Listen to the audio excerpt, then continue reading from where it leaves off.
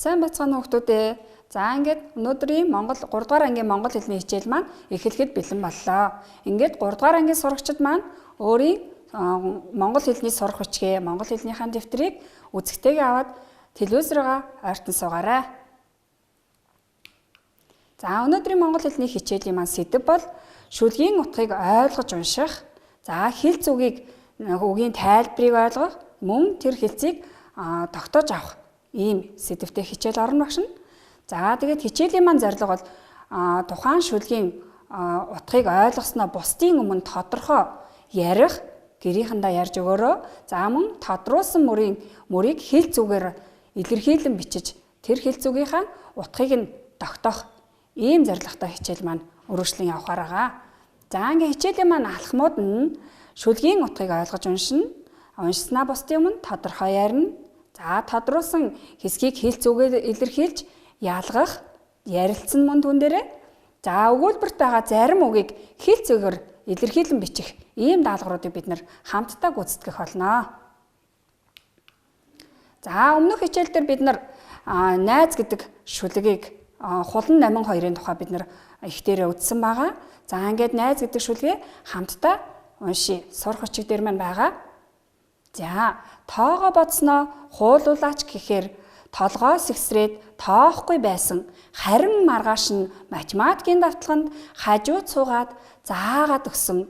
Өнөөдөр би тооны шалгалтандаа өндөр цамхах шиг явлаа.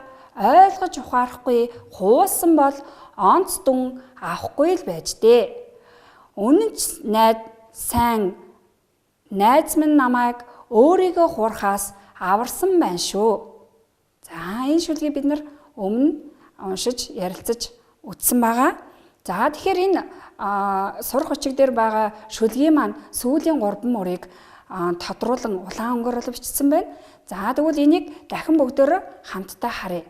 Найз минь намайг өөрийгөө хуурхаас аварсан байна шүү гэсэн шүлгийн мөрүүдийг тодруулсан байна. Тэгвэл энэ шүлгийн маань утга нь бол найзтай баярлсан сэтгэлээ номин маань илэрхийлсэн ийм утгатай байгаа. За тэгвэл энэ баярлсан гэдэг үг маань бол хэлц үгээр илэрхийлвэл магна тэнийх, хөлн газар хүрэхгүй байх гэсэн хэлц үгүүд төр илэрхийлж болдгийм энэ утгын хувьд бол нэг гэсэн үг. За тэгэхээр хэлц үг гэдэг маань шилжсэн буюу даалт утга санаатай байгаа үгийг хэлц үг гэж бид нэрлэдэг. За тэгэхээр сайн сурсанд аам нь баярлан бахархаж байлаа гэсэн ийм өгүүлбэр байна. Энэ тодруулсан буюу баярлан гэдэг үгийг саяны хэлсэн багшийнхаа хэлсэн хэлц үгээр орлуулан бичиж үзье. Утгын хувьд адил байна уу? Эсвэл өөр байна уу гэдгийг бүгдээрээ хамтдаа харцгаая.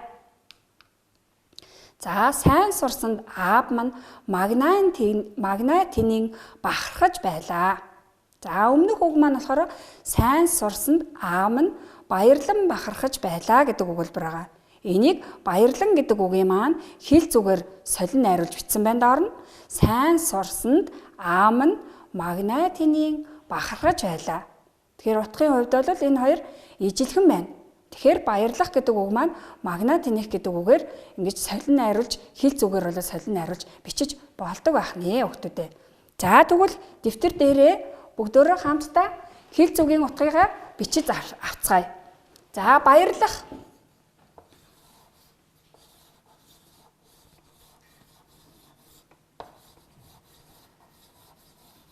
За баярлах гэдэг үг маань хэлц үгээр илэрхийлвэл магна тэнийх.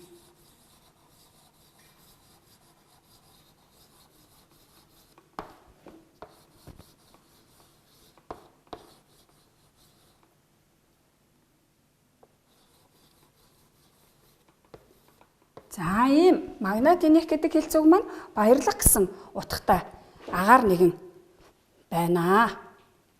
За тэгвэл багшаага бичиж хахад дагаад хамт бичсэн баг. Дараагийнх нь алхам нь бол дараах өгүүлбэрийн доогуур нь зурсан хэлц үгийг бол хэлц үгээр солин найруулж чинь. За жишээлбэл манай ах жижигхэн газраас нилээд ногоо хурааж авлаа гэдэг өгүүлбэр нь. Эний тодруулсан үг буюу доогуур нь зурсан үг маань жижигхэн гэдэг үг байна. За тэгвэл жижигхнийг одоо хэл зүгээр хэлэх юм бол юу гэж хэлдэг юм болоо? Жижигхэн. За хамтдаа бичээрэй. Жижигхэн. Жижиг гэсэн утгатай энэ үгийг хэл зүгээр юу гэж хэлдэг юм бол? За зарим хүмүүс нь мэдчихэж магадгүй тийм үү? За тэгвэл алга дарам гэдэг үг маань мөн жижигхэн гэдэг үгтэй утгын хувьд бол ижилхэн байх нь. За тэгвэл хэлц үг маань алга дарам. Алга дарам. Маш жижигхэн гэсэн утга санааг бол алга дарам гэдэг үг маань илэрхийлж байгаа ахнэ. За бичиж амжиж байгаа хүүхдүүд маань жижигхэн гэдэг бол алга дарам гэсэн үгтэй хэлц үгтэй бол утгын хувьд бол ижил байх нэ.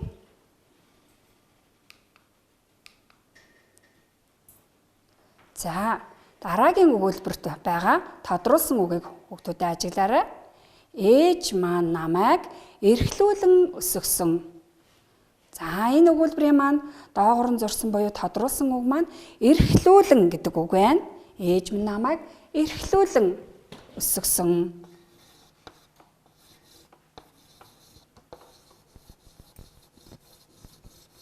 За эрхлүүлэн гэдэг үгийг за ямар хэлц үгтэй утга нь ижил байж болох вэ? Та эргцүүлэн бодороо хүүхдүүдээ. За энэ алган дээрээ бөмбөрүүлэн өсгсөн гэдэгтэй бол ижил утгатай юм байна. Ээж минь намайг алган дээрээ бөмбөрүүлэн өсгсөн. Алган дээрээ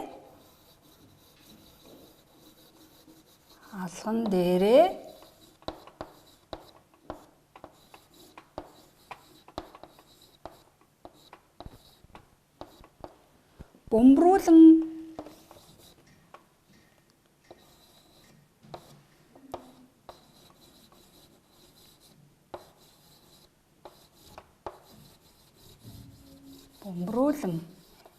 эрхлүүлэх гэдэг маань алган дээрээ бөмбөрүүлэх гэдэгтэй утгын хувьд бол ижил байх нь.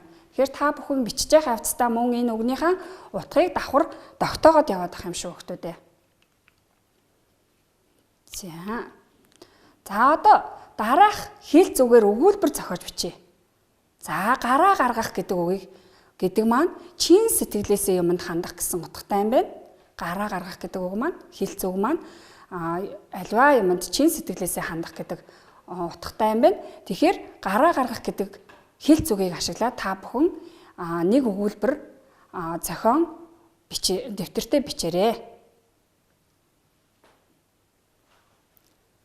Гараа гаргах гэдэг маань чин сэтгэлээсээ гэсэн үгтэй утгын хувьд бол адилхан юм байна.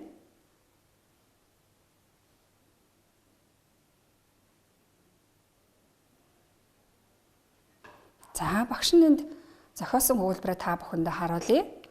За намайг гэрийн даалгавраа хийхэд хулан найз минь гараа гаргаж тусалдаг. Чин сэтгэлээсээ тусалдаг гэсэн санаа бол энд гарч ирж байна. Намайг гэрийн даалгавраа хийхэд хулан найз минь гараа гаргаж тусалдаг. За сайн байна.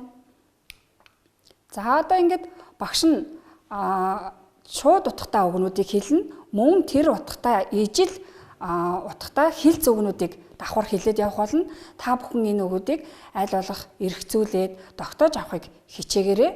За багш нь чин сэтгэлээсээ гэдэг нь саяны бидний бичсэн гараа гаргах гэдэг үгтэй бол ижил утгатай гэдгийг мэдэж авлаа. За залхуурах.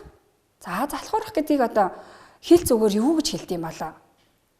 За хэлц үгээр зөвхөн нэг хэлц үг байхгүй маш олон хэлцүүд бол давхар байж болдог. Жишээлбэл тэр баярлах гэдэг үгэн дээр магнат энийг хөлн газар хүрэхгүй байх гэх мэтчлэн хоёр одоо хэлц үг нэг ижил утга санаатай байж болдгийг бид түрүүн багш нь тайлбарлаж өгсөн.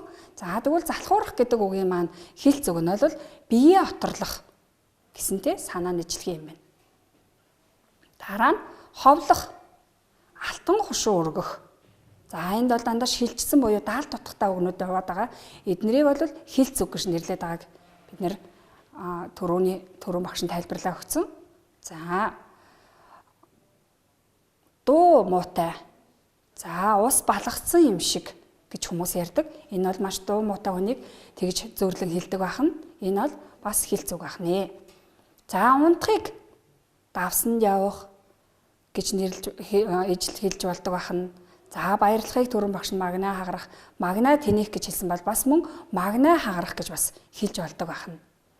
За тис өөр гэдэг үгийг хэлц утгаар болгоно газар тэнгэр хоёр шиг гэж хүмүүс бас ярилцдаг, ярьдаг. За зөрүүд гэдэг утгатай үгийг дөргүү бухшиг эдгээр үгнүүд бол дандаа хэлц үгнүүд яваад байгаа. За цэвэрхэн, арцсан толшиг. Цэвэрхэн зүйлийг бол арцсан толшиг гэж хэлдэг байна. Харамлах гэдэг үг нь хорглоо тоолох гэдэг хэлц үгтэй утгын хувьд л ижил. За саяны бас багшийнхан бичсэн жижигхэн гэдэг үг маань алга дарам. За бүхнийг хийж чаддаг гэдэг нь 13 тэгш хүн гэж бид нэр ярилцдаг байгаа. Тэр нь бол бүгд зүйлийг хийж чаддаг маш сайн гэсэн үгийг бол энд илэрхийлж байгаа юм. Тэгэхээр саяны энэ үгнүүдийг эргцүүлэн бодоод тогтоож авахыг хичээгээрэй хүүхдүүдээ. За ингээд гэрийн даалгавартаа дараах хэлц үгийг утгыг нь ойлгож өгүүлбэрт оруулж бичнэ. За гар татах, харамлах. За гар татах гэдэг маань харамлах гэсэн үг байна.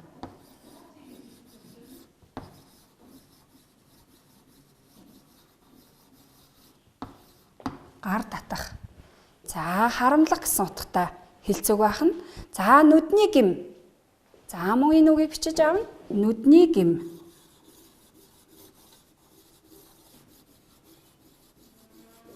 Нүдний гим. За энэ юу гэсэн утгатай үг гэхээр маш ховор. Маш ховор зүйлийг нүдний гимшиг. Маш ховор гэсэн утгатай. За дараагийн маань бичиж авах үг болохоор хамраа сөхөх. Хамраа сөхөх.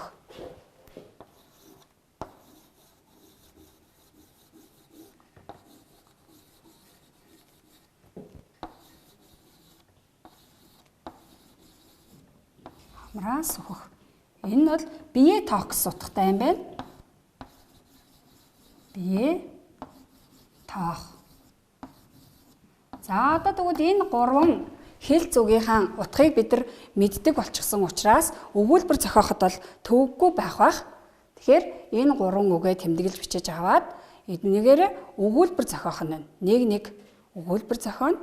За мөн дараагийн даалгавар нь бол бидний сурах өчгтөр байгаа найз гэсэн шүлгийг утгыг нь бол гэрийнхэндээ бусдын өмнө бол тодорхой ярьж өгөх ийм даалгаврыг багш нь өгж байгаамаа. Ингээд хичээлд идэвхтэй оролцсон анхааралтай байж чадсан хүүхдүүдэд маш их баярлалаа.